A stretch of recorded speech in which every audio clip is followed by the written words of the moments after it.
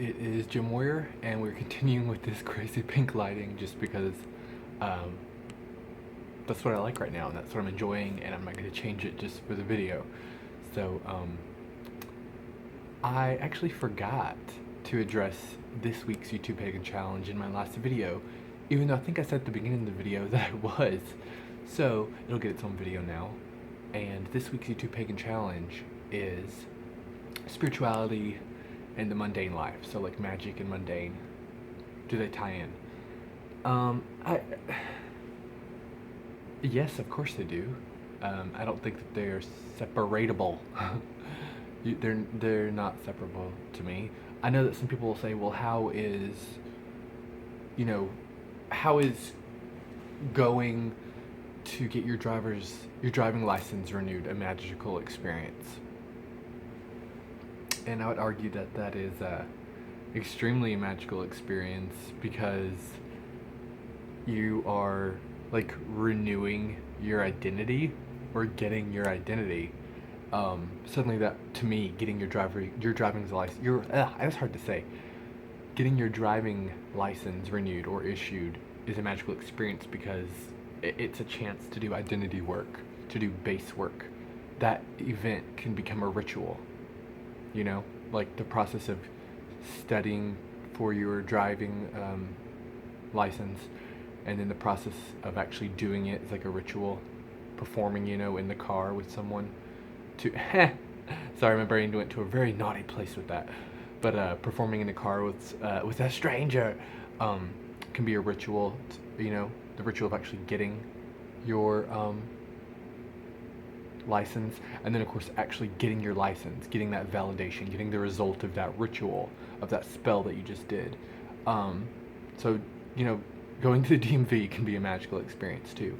It's all in our perception, and I think that this question will pretty much be answered the same by any witch or shaman or whomever that takes themselves very seriously on this path. If you were a true witch or true pagan in my eyes, then you do live every second magically, even if you're not conscious of it, because it's just in the fabric of who we are. We are magical people, and we can't live any other way. We are magicians. So every act is magical. Nothing is mundane. So yeah, I don't know how to stretch that out anymore. Because that's just that's the way I see it. I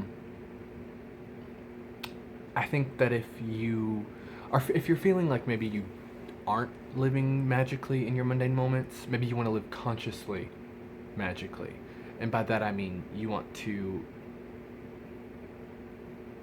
start turning things that you don't see right now as magical into a magical act.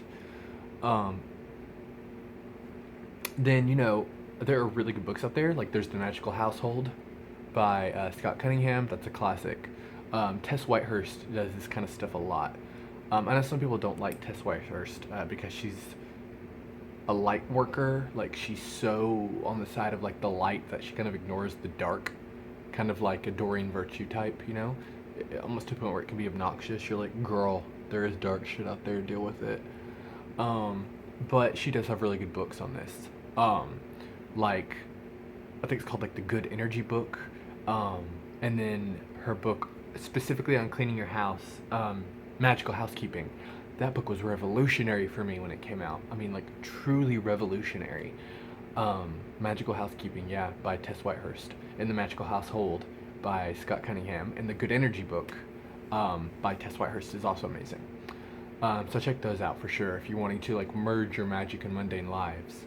I really can't recommend The Magical Household, or no, Magical Housekeeping by Tess Whitehurst enough. That book is amazing. She really outdid herself with that book. There's also Everyday Witchcraft by Deborah Blake, who I think she's amazing. So that book's also really good. But there's a lot of stuff out there. There's Goddess in the Details also by Deborah Blake. That was a very revolutionary book for me. It merges your sex life with magic, eating with magic, cleaning your bathroom with magic, working with magic, like at work, like at your job, all sorts of things, like calling someone on the phone and how that can become a magical experience. Uh, Going to the bank is a magical experience, is an opportunity for like money magic. So opportunities for magic are all around us and um, are flowing through anything already. Magical energy is in everything. And I think if we're true pagans, then we already know that to be true. There's magic in everything. Energy flows through everything. And what is magic if not just sculpting energy? Um, so it's everywhere, in everything. It's inseparable, the magic and the mundane. Um, I'll leave it at that. I'll show you guys.